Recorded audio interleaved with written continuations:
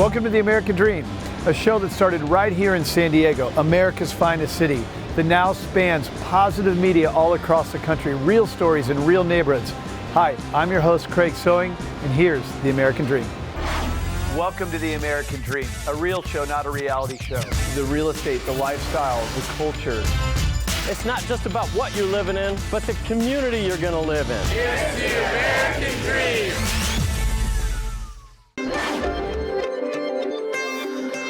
Knoxville, Tennessee has a growing and diverse community, which includes various aspects of the Asian culture. Today, we are here at the 10th annual Knox Asian Festival. The festival strides on bringing people together by providing harmony, peace, and unity. While Asians make up the smallest population in Knoxville, this one-day event alone contributes $3.5 million to the city's economy. Get prepared and experience authentic foods, exciting performances, and traditional Asian activities. I'm your host, Amy Lee Lucas. And I'm your co-host, Megan Galbraith. Come spend a day with us.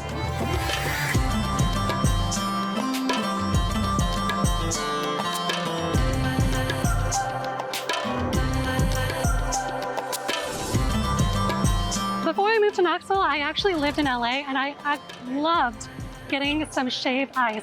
And this is not your typical shaved ice. This is Chinese snow ice, which means it's shaved very thin and it almost melts in your mouth. All right, let's go find where Megan is. There are so many people here. I'm sure she's at a food vendor.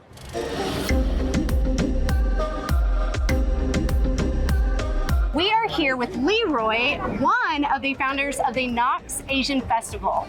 Leroy, tell us, what was the inspiration of creating the Knoxville Asian Festival here in Knoxville? Well, in Kumi's view, especially about bringing peace and love and friendship with everybody, uniting the Asian cultures, that the Asian cultures have a lot to share. And I think Amy actually has sake shots for us. Oh, wonderful.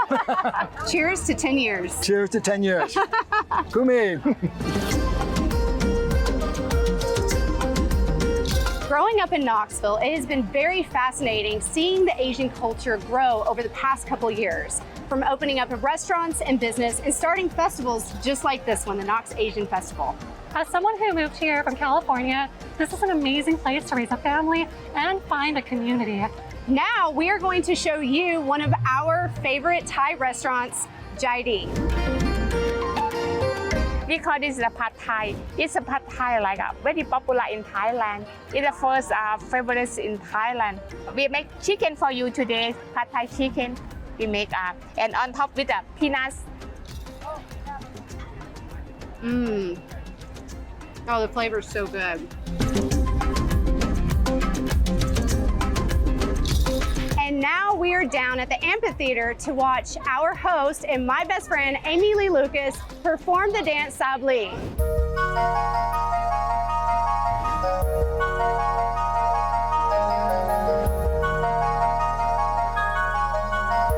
All right, guys, now that we have checked out some authentic food, some exciting performances, I think it's time to go check out a traditional activity. Let's go see what Megan's doing. Tell me a little bit about the history of the kimono. Kimono, well, the form is about around 600 AD, so it's a really long history. Many of the patterns for wedding dress, Yes. many wedding dress, we have a crane. They're gonna have one partner in their, Oh, I life. love that. So the That's beautiful. many people wear those patterns so that you got the right one and you're gonna be together forever. Forever. I love that.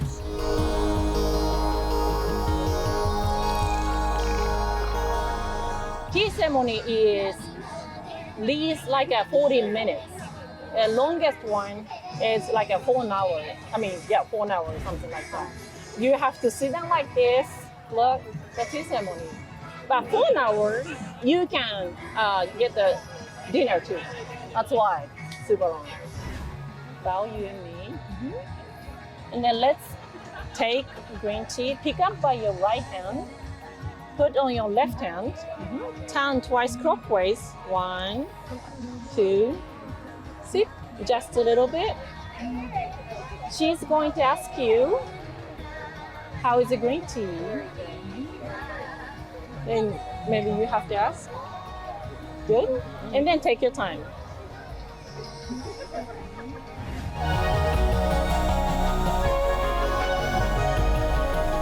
We hope you enjoyed the stories, the traditions, and the performances.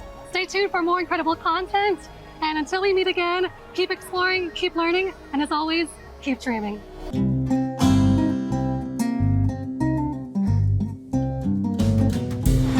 This is The American Dream, and I'm your host, Gina Knight. And today we have a co-host, Chevy McCarthy, and he's going to interview Mr. Eric Jackson of Apex and Jackson Kayak. And also, we're going to go out to Center Hill Lake, where they're hosting the World Kayak Fishing Championship. So come on, let's take a look. Hey Eric, so I noticed you've got this gorgeous log home. Like how long have you lived here, and what made you decide to move to this area in Tennessee? We lived in Washington, D.C. area, and we moved into an RV of Halloween in '97, and we just started traveling around all over the West Coast, California, Canada, and we kept coming back to Rock Island. There's really good whitewater here. It's like it used to be very unknown. Nobody knew about it, but I discovered it. One of the best freestyle kayaking training spots in the world is right there. In fact, the majority of medals from World Championships have been won by people training here at Rock Island. We've always wanted a log home, and there was a heritage log home outside of Knoxville, and we stopped in it several times, like, this is the one we want, and that's what we got here. And before we built the log home, I started my kayak company, Jackson Kayak, 2004. What made you decide that you wanted to make kayaks? Was there not like a good one out there when you started? I'd been working, I was sponsored by kayak companies for all the big companies, making boats that I would paddle, and they would sponsor me because I was a top paddler. But it got to the point where I had all these ideas on what I wanted to do I was a world champion, and I knew what I wanted in boats, and I couldn't get them to do what I wanted to do. And I was like, one of the things I wanted to make a kids kayak, and the kayak company I was sponsored by and I was working for, designing boats, wouldn't let me make a kids boat. But my son Dane really wanted to kayak, and he was like 40 pounds, so there's no boats his size. Right. First kayak I made at Jackson Kayak was a little boat for my son Dane, and it was really popular. Anyway, that's the main reason, is I want to make sure that my kids had boats. That's very cool. Today we're at Center Hill Lake in Middle Tennessee. This is a popular lake for recreational boating and kayaking and fishing. This is an 18,000 acre lake with over 400 miles of shoreline, and it has some depths of up to 190 feet. This lake hosts 3 state parks: Edgar Evans, Burgess Falls, and Rock Island. A lot of people wonder whether I'm a fisherman or a whitewater kayaker. I do both. I made the U.S. team this year, competing in the World Championships for freestyle kayaking. And your son, he also whitewaters rapids kayak too. Yeah, my son Dane is now the current world champion now, awesome. And my daughter Emily has won several world championships also. And she's nice. All of us, and my son-in-law Nick, that Emily's married to, we're all competing in the World Championships this year. So everybody's on their national team. So tell us a little bit about your Olympic history and the sport of kayaking. I first started training full-time in '84, and then in '89 I made the U.S. team for the first time, competed in the World Championships and World Cups, and then '92 went to the Olympics, and this is for slalom kayaking. Yeah. And I really enjoyed slalom, but it wasn't as fun for me as extreme racing and freestyle. So I focused on extreme racing and freestyle after that. I won my first World Championships in '93, and then I won again in 2001, 2005, 2007. So I ended up winning 4 World Championships. Awesome. So how does kayak fishing different than like big bass tournaments? How do they score it and stuff like that? In a bass boat, you obviously put your fish in a live well, and you're coming back and you actually weigh the fish. With kayak fishing, you have a measuring board, and you lay the fish on a board and you take a photo, and then you release them right away. And so you're doing it by inches. Now, at the World Championships here, we're doing it by centimeters. This tournament is the World Championships, and it's 3 days in a row. It's a little bit different, so you don't add up all your fish. It's on day 1, what your fish were, and then you're placing, and you get points based on your placing, and then it starts over day 2 and day 3. Thank you so much for coming out and enjoying this episode, learning all about kayak fishing in the beautiful Center Hill Lake. I want to thank my co-host Chevy McCarthy, did a fantastic job. And I really want to thank Eric Jackson for hosting us here at his home and then bringing us out to this tournament to watch these people from all over the world come out here and fish in kayaks. The equipment and everything is fantastic. Hope to see you guys next time. This is The American Dream. I'm your host, Gina Knight.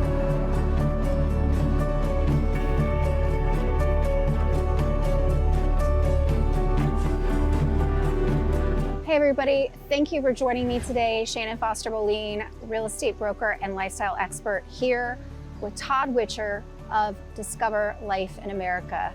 And as you can see, we are in the beautiful Smoky Mountains. So Todd, tell us a little bit about what Discover Life in America is and what you do. Great. I'm the director, and we are a small nonprofit partner of Great Smoky Mountains National Park. We are here at Twin Creeks. This is our headquarters, and we document life in the park. So we work through a project called the All Taxa Biodiversity Inventory, and over the 25 years, we've more than doubled the amount of species known in the park. That's amazing. And about 1,079 of those are new to science, found nowhere else in the world. That is incredible.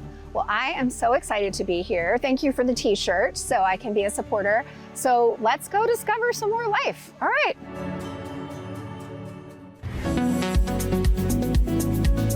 We give out grants to scientists from all over the world, depending on their specialty, and invite them here to work on anything from the smallest mite to mammals. So, wow.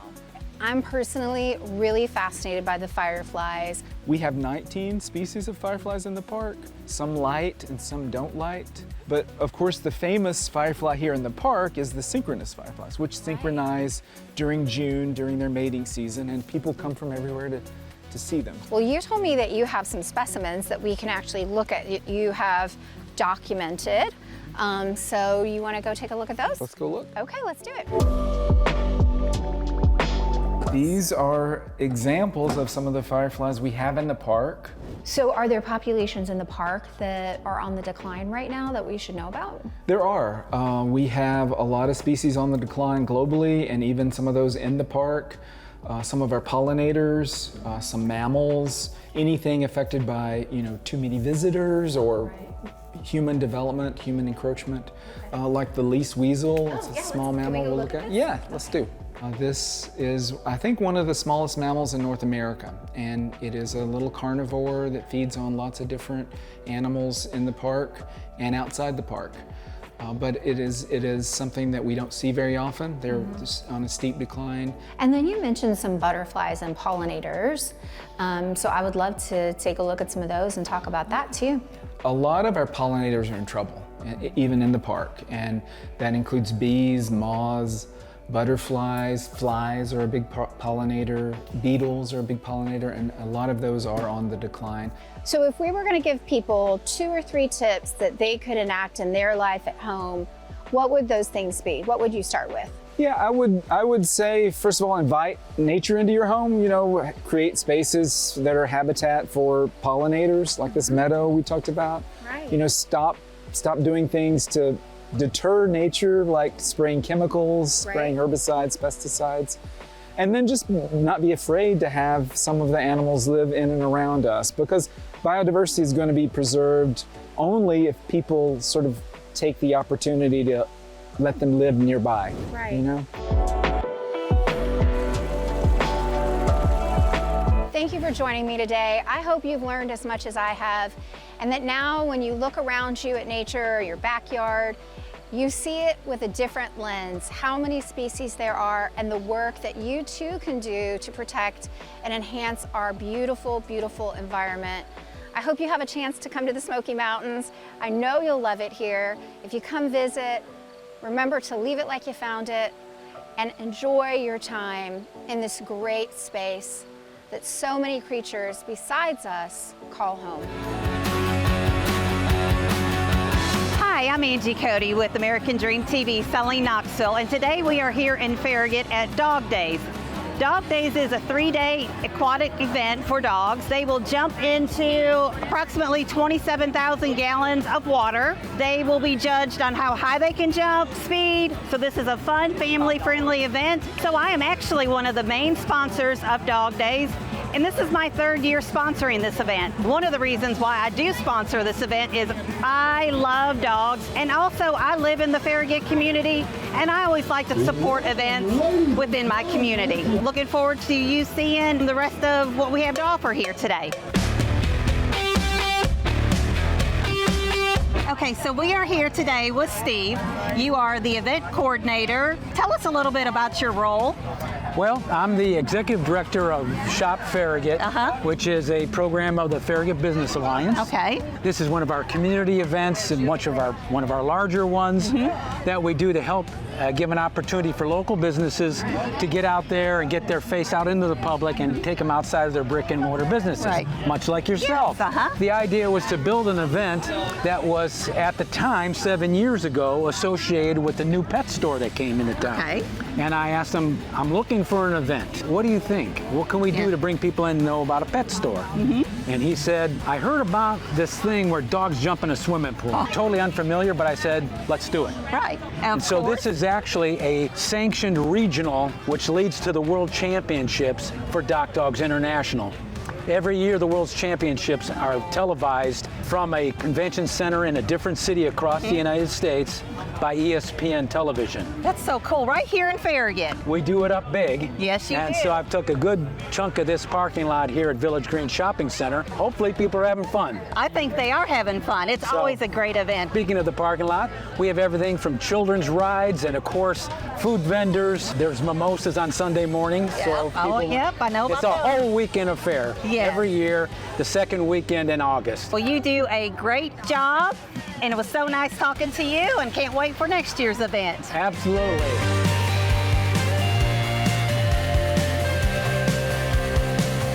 Hi, Jen. How are you? I'm great. How are you today? I'm good. So you're here for Dock Dogs? And Yes. I understand you've got 2 dogs. Yes, I've got 2 dogs competing this weekend. One is Buckeye. She is 11, and then I have Rogue, who is 3. I had Buckeye. She is a 11-year-old chocolate lab, and as a young pup, she was a lab. She was very active, and I needed to get her involved in something. We got into dock diving. I realized she loved swimming. She loved toys, and it was a perfect combination. Yeah, she had to burn off a lot of energy, Absolutely, right? Absolutely.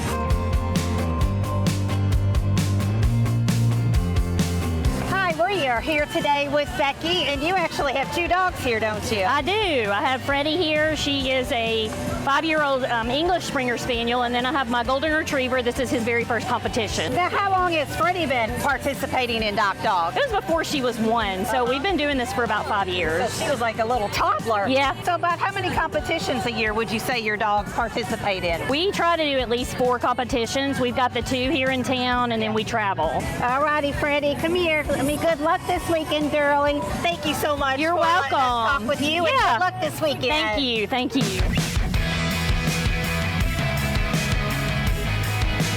All right, we are here today with Trent. He is actually the owner of Dog Wizard, and Yes. Dog Wizard is It's a franchise. Oh, it's a franchise, yeah. okay. And so there's about 104 locations. We're one of them. I own 6 of them, but Knoxville, yeah. Oh, wow. And how So- did you get started? I was in the dog world by starting Smoky Mountain Dock Dogs right here. We started doing dock diving, and my dog Alex is what really got us going. It just came natural to me, and so I was like, well, let's just start a dog training business. You know, it's just an amazing program. I like how we train. We do a lot of work for food.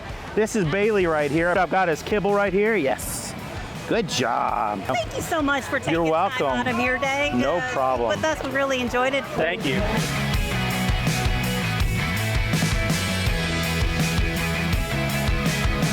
I hope you enjoyed this episode of American Dream Selling Knoxville as much as I did.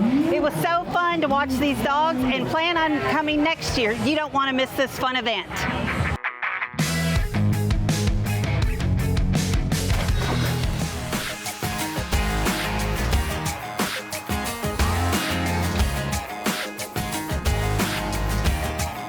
Hi, I'm Holli McRae, co-founder of the Home Marketing Group Real Estate Brokerage, and I'm thrilled to be hosting you today for this episode of Selling Knoxville. Today we're going to answer the burning question. What does Knox County, Tennessee and WWE Wrestling have in common? I'll give you a hint. You do not want to get in the ring with my mayor. Intrigued yet?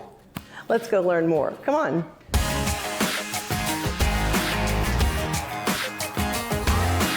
Hey, Mayor Glenn. Hey, Holly, so good to nice see to see you too. How's it going? I haven't seen you in forever. I know. It's been a long time. Have a seat, please. Always good to see you. You too. Thank you so much for being on the show today. I know that you're a busy guy these days. Well, yes, ma'am. Well, you've always been a busy guy, I guess, right? Yeah, but thanks for having me on. I appreciate it. Thank you.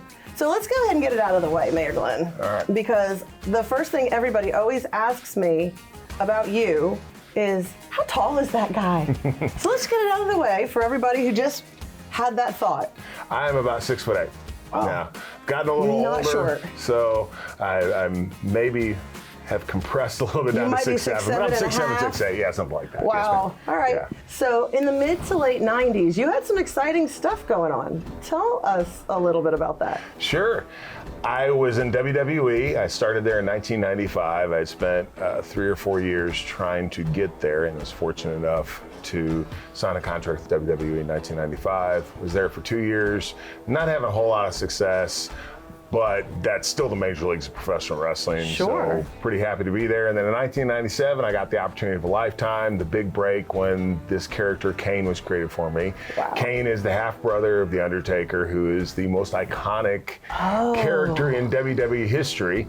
And like my entire life really changed. And I was able to travel the world, all over the country, entertain millions of people, and just able to provide my family with a life that when I was a little kid, I never thought that I would have been able to do. So tell me what you learned from all of that. Well, one thing I learned traveling around the world is how special Tennessee is, and where I live here in East Tennessee. And I think it's the best place in the entire world. And I say that from experience.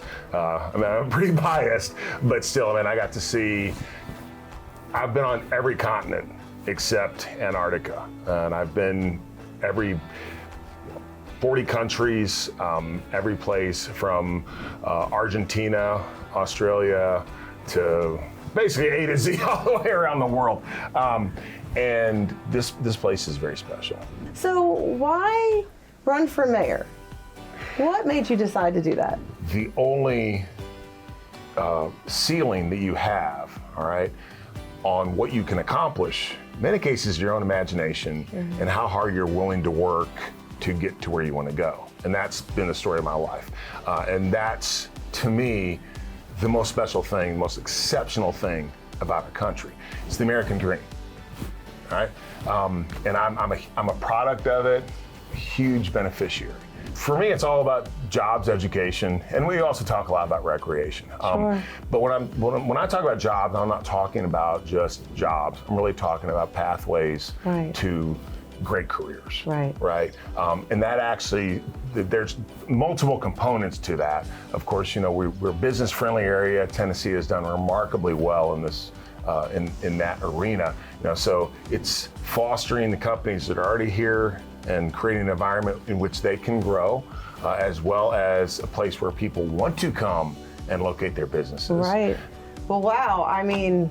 Everything you wanted to know about Mayor Glenn and Knox County, but we're afraid to ask. Thank you so much for being here today. I know how busy you are, and I know you've got to have a million things on your plate, but I so appreciate you, and of course, everybody in Knox County appreciates you. So thank you so much for being here. You definitely are another great example of the American dream. So I appreciate it. thank you so much for telling your story. Thank you, and thanks for having me on. Love it. Thank you so much.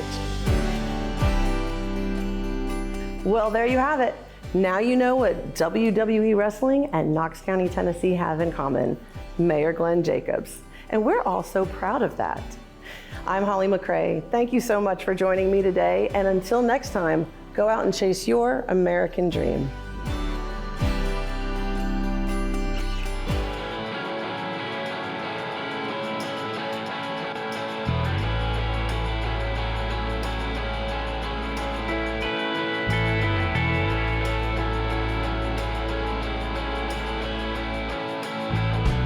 Welcome to the American Dream Selling Knoxville. Tonight, we are going to be participating in a fashion show to help raise funds and awareness for a local organization right here in East Tennessee that's having a huge impact on the lives of individuals and families.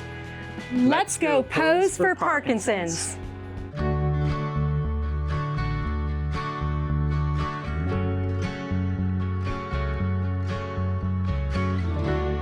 Thank you, Isabel, for having us out for this super fun evening and for inviting us to be part of this awesome night. Just would you explain to us a little bit about what it is that makes your organization different, or how you started? Where did it come from? Something had to have broken your heart at some point. Yeah. So actually, I'm a physical therapist by training, and I'm specialized in neurology since almost 30 years. And when I came to the US 18 years ago, one of my first patients here had Parkinson's. So I saw many Parkinson's patients in all those years, but she asked me if I would be willing to help with opening up a support group. And I'm like, yeah, that's a great idea. So I did a little reading, and the literature told me if you have 3 to 4 people for the first meeting, don't be disappointed, just go on. So we had 48 people at the first meeting. Wow. Here we are today. We manage a lot of groups, 9 support groups. We have a lot of support programs, educational programs. We do a lot for the whole family, since Parkinson's is a family affair. Right. It's not for, it's not only the person with Parkinson's, it really influenced the whole family. And with this raising awareness and financial support for PJ Parkinson's, where does the money go? So we are very proud to say that we are a grassroots organization. All the money stays local. We actually serve 7 different counties. That is amazing. And tell us just a little bit about some of the things the organization does for the families and the caregivers. Yeah. So my favorite thing is the equine guided therapy. It's for the non-motor symptoms of Parkinson's. So we developed a program for the mental part, the non-motor symptoms, and I like this program. It's one of my favorite ones. Then we have support groups. We do a lot of seminars for healthcare providers. We have respite care. If the care partner, most likely the spouse, needs a time out, we actually pay for a caregiver to come in for a couple of days or weeks so they can go and see the kids or something like this. There's rock study boxing. We have dance for Parkinson. We have yoga for Parkinson. So everything is tailored to the Parkinson people. What is it that people can do? How can people help? How can we connect? So we need volunteers all the time. And of course we need donations, since we are a private funded organization, so we don't get any support from any nationals and nothing. So thanks to generous people like yourself and all the people there attend tonight, this is how we get our fundings. A lot of people think we are a very big organization, but we really like to have the money goes to the programs instead of a fancy office and stuff.